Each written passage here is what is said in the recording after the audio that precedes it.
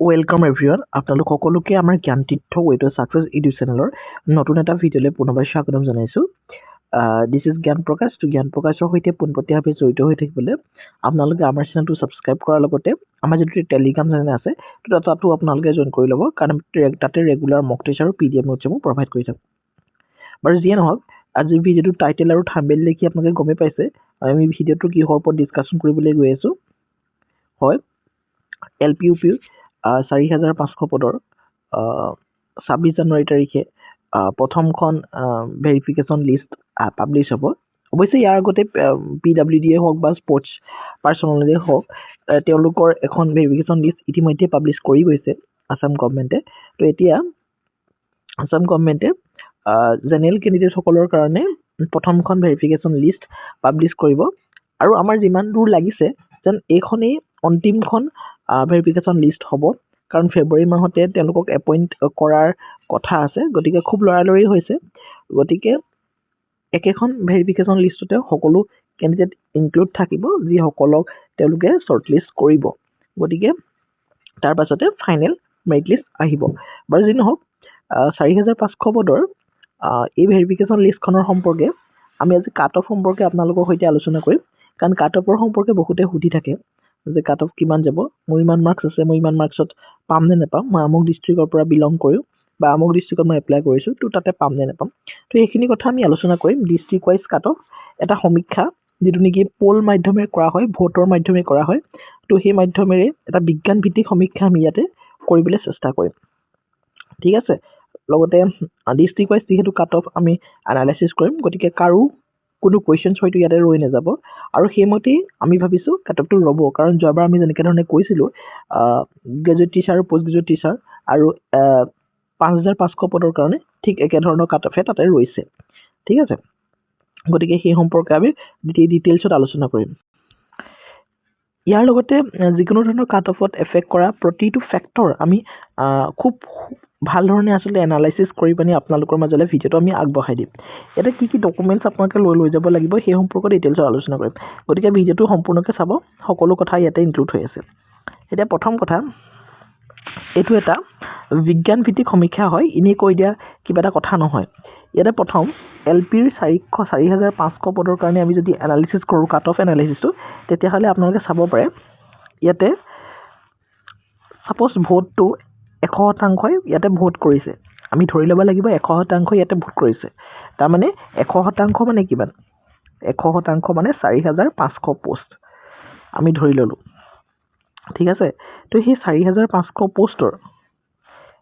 ইয়াতে কৈ দিছে যে এইখিনিতে আমি আচলতে ৪,৫০০টো 100% লোৱাতকৈ যিহেতু যোৱাবাৰ ৫,৫০০ পদত আপোনালোকে যদি খুব ভাল ধৰণে নিৰীক্ষণ কৰে, তেতিয়াহ'লে ৫,৫০০ পদৰ কাৰণে প্ৰায় ৯,০০০ প্ৰাৰ্থীক ডকুমেণ্ট ভেৰিফিকেশ্যনৰ কাৰণে প্ৰথম লিষ্টত মাতিছিলে। গতিকে আমি এনেকৈ ধৰিব পাৰোঁ নি যে টোটেল কেণ্ডিডেট ১০,০০০ এপ্লাই কৰিছে, বা যি নহওক আমি ১৫,০০০ ধৰি লওঁ। অলপ বেছিকৈ ল'লে আমাৰ প্ৰব্লেম নহয়। ঠিক আছে। বেছিকৈ ল'লে ১০,০০০ ধৰিম আমি। ১০,০০০ কেণ্ডিডেটে টোটেল এপ্লাই কৰিছে ফৰ LPUP ৪,৫০০ পদৰ কাৰণে। আৰু LPৰ কাৰণে ১০,০০০ মানে কিমান? ১০,০০০ মানে ইয়াতে 100%, এইটো আমি গম পালোঁ। আৰু LPৰ কাৰণে আমি যিমান দূৰ জানো, LPৰ কাৰণে পোষ্ট আছিলে ২,৯০০টা পোষ্ট। ঠিক আছে। তো এই ১০,০০০ যিহেতু 100%, এই 100%ৰ ইয়াতে স্পষ্টকৈ লিখা আছে ১০,০০০টো 100%, তাৰমানে 1%টো কিমান হ'ব আমি সেইটো চাই দিম। তো ১০,০০০টো যেতিয়া 100% হ'ব, ১০,০০০টো যেতিয়া 100% হ'ব, 1%টো কিমান হ'ব? ০,০ কেঞ্চেল যাব। 1% মানে ১০০টা। ঠিক আছে। 1% মানে ১০০টা। আৰু আমাৰ এই পলটোত চাওক আপোনালোকে 12% বিল' 55 আৰু 20% 65ৰ এবভ আৰু 41% 60 এবভ আৰু 27% 55ৰ এবভ। আৰু আমি গম পালোঁ 1% ইজ ইকুৱেল টু 100। ঠিক আছে। 1% ইজ ইকুৱেল টু 100। ঠিক আছে। এতিয়া 65 এণ্ড এবভ কিমান কেণ্ডিডেট আছে? 20 × 100, তাৰমানে কিমান আছে? 2000 কেণ্ডিডেটে 65ৰে ওপৰত পাই আছে তেতিয়াহ'লে ভাবক এই গোটেইখিনি কেণ্ডিডেট আমি ক'ব নোৱাৰো যে জেনেৰেল কেণ্ডিডেট এই 2000 কেণ্ডিডেট 65ৰ ওপৰত পাই আছে তো ইয়াতে ইউআৰএ বেছি থাকিব কিন্তু তাৰ লগতে ওবিসি কেণ্ডিডেটও বহুত থাকিব ওবিসি কেণ্ডিডেট বহুত চুকালো আসলে থাকে আৰু তাতে তেওঁলোকেও 65ৰ ওপৰতে পাব লগতে কিছুমান এসসি কেণ্ডিডেটও ইয়াতে ইনক্লুড হ'ব বা পিডব্লিউডি কেণ্ডিডেটও ইয়াতে ইনক্লুড হ'ব গতিকে এই গোটেই কেণ্ডিডেটখিনিয়ে মিলি পানি 65 এণ্ড এবভ পাই আছে আৰু সিহঁতি গুচি যাব ইউআৰ কেটেগৰীত গুচি যাব ঠিক আছে সিহঁতি ইউআৰ কেটেগৰী গুচি যাব গতিকে আমি এয়া ক'ব পাৰো নেকি যে 2900টা এলপিইউপি পদৰ কাৰণে ইউআৰৰ কাট অফ প্ৰায় প্ৰতিখন ডিস্ট্ৰিক্টতে প্ৰায় 63 প্লাস থাকিব ডেফিনেটলি আমি এটো ক'ব পাৰো আপোনালোকে এটো দৰকাৰ হলে লিখি ৰাখিব আৰু এটোৱে হ'বলৈ গৈ আছে 63 প্লাস কাট অফ আপোনালোকৰ ইউআৰৰ কাৰণে থাকিব মই এজ এ কম্বাইন ডিস্ট্ৰিক্ট সমূহ কৈ আছে গোটেই ডিস্ট্ৰিক্ট সমূহৰ কৈ আছো কোনোবা এখন ডিস্ট্ৰিক্টৰ কমিও যাব পাৰে কোনোবা এখনৰ বাহিও যাব পাৰে মই এটো পাছত আপোনালোকৰ সৈতে আলোচনা কৰিম যে ডিস্ট্ৰিক্ট ওয়াইজ কাট অফটো কেনেকুৱা ধৰণৰ হ'ব প্ৰথমতে আমি এটা কম্বাইন কাট অফ আপোনালোকৰ সৈতে এনালাইসিস কৰিছো তাৰ পাছত আপোনালোকৰ সৈতে আমি আলোচনা কৰিম ডিস্ট্ৰিক্ট ওয়াইজ কাট অফটো কেনেকুৱা ধৰণৰ হ'ব আৰু যেতিয়া আমি ইউআৰৰ 63 প্লাস বুলি কলো OBC definitely OBC cut off পাই 60 বা 61 এনেকুৱা ধৰণৰ 60 প্লাস আমি ৰাখিব পাৰো এসটি আৰু এসসি সকলৰ কাট অফ 57 প্লাস বা 55 প্লাস এই ধৰণৰ কাট অফতে ৰৈ যাব গতিকে এলপিৰ কাৰণে as a whole cut off মই কৈ দিলো ইউআৰৰ 63 প্লাস এটো এটা বৈজ্ঞানিক সমীক্ষা হয় এটো মই ইনি কৈ দিয়া কথা নহয় কাৰণ কাট অফ এনালাইসিসটো ইমান সহজ এটা কথা নহয় সহজকে কৈ দিয়াটো কথাই নহয় ঠিক আছে আৰু এতিয়া ওবিসিৰ কাৰণে আমি কৈ দিলো আপোনালোকে লিখি ৰাখিব 60 প্লাস আৰু এটোৱে হ'বলৈ গৈ আছে আৰু এসটিৰ কাৰণে আপোনালোকৰ 57 প্লাস এতিয়া পিডব্লিউডিৰ কাৰণে ইয়াতকৈ অকমান কমিব এতিয়া এটো কাট অফ মই লিখিয়ে ৰাখিছো আপোনালোকে লিখি ৰাখিব এই কাট অফটোৰ হলনিও ডিস্ট্ৰিক্ট ওয়াইজ কৰবাত কাট অফ কমিব পাৰে কৰবাত ডিস্ট্ৰিক্ট ওয়াইজ কাট অফ বাঢ়িব পাৰে এই সম্পৰ্ক আমি আলোচনা কৰিম এটা লিষ্ট আপোনালোকক দি দিম লিষ্ট নিদু আমাকে লিখি লব মই এনেকে ধৰণে দেখাই দিম ঠিক আছে নেক্সট আমি যাম এতিয়া ইউপিৰ কাট অফলৈকে ইউপিৰ কাট অফলৈকে যোৱাৰ আগতে আমি যদি চাই লওঁ ডিস্ট্ৰিক্ট ওয়াইজ ভ্যাকেন্সি কিমান আছে এলপিৰ কাৰণে বৰপেটাত 28টা ভ্যাকেন্সি ওবিসি 26টা ট্ৰি টাইপছৰ 8টা এসচিৰ 9টা এসচি প্লেইনৰ 15টা এসচি হিলছৰ 9টা আৰু পিডব্লিউডিৰ 8টা বিশ্বনাথৰ ক্ষেত্ৰতো সেই একেই আছে আপোনালোকে চাই ল'ব ইয়াতে কোনখন ডিস্ট্ৰিক্টত কাট অফটো আটাইতকৈ কমি যাব হেতু আপোনালোকক ডেফিনেটলি মই ক'ব লাগে এতিয়া এই ডিব্ৰুগড় ডিস্ট্ৰিক্টখন দেখিছেনে 85টা পোষ্ট আছে এই ডিব্ৰুগড় ডিস্ট্ৰিক্টখনৰ ক্ষেত্ৰত আপোনালোকৰ ইউআৰৰ কাট অফ হয়তো আপোনালোকৰ 62 মানলৈকে নামিব পাৰে কিন্তু তাতকৈ কমলৈ ইয়ালে নামিব নোৱাৰে কাৰণ এতে বহুত পোষ্ট দেখি পানে বহুতে ইয়াতে আবেদন কৰিছে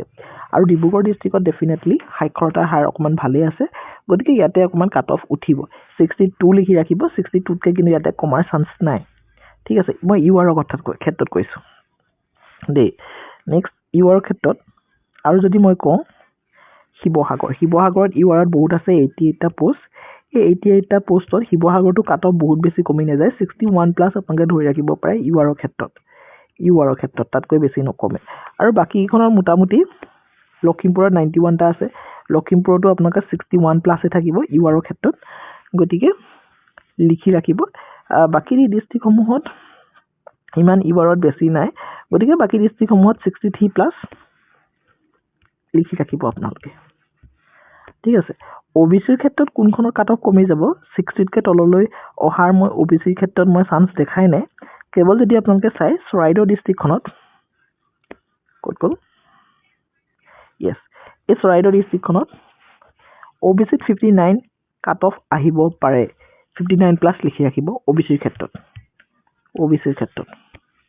দেই আৰু আপোনালোকৰ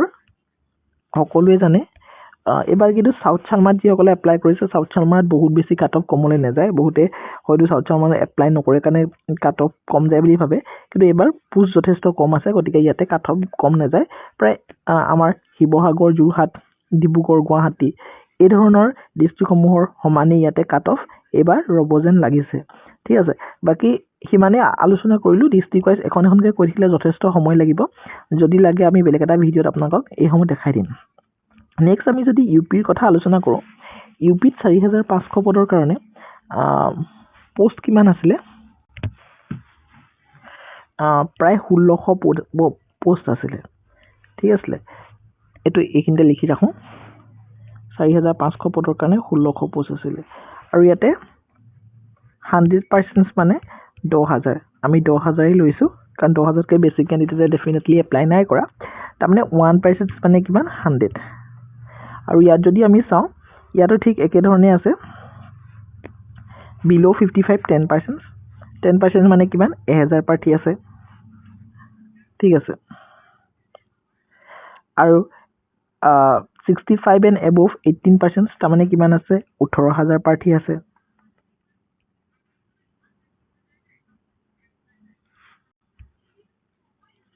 সৰি 18000 মই কৈ পাইছো 18000 প্ৰাৰ্থী আছে নেক্সট 60 and above ত কিমান আছে 4200 প্ৰাৰ্থী আছে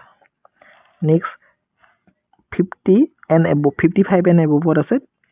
3000 প্ৰাৰ্থী এটা বহুতেটো কৈয়ে দিব কাৰণ ইয়াতে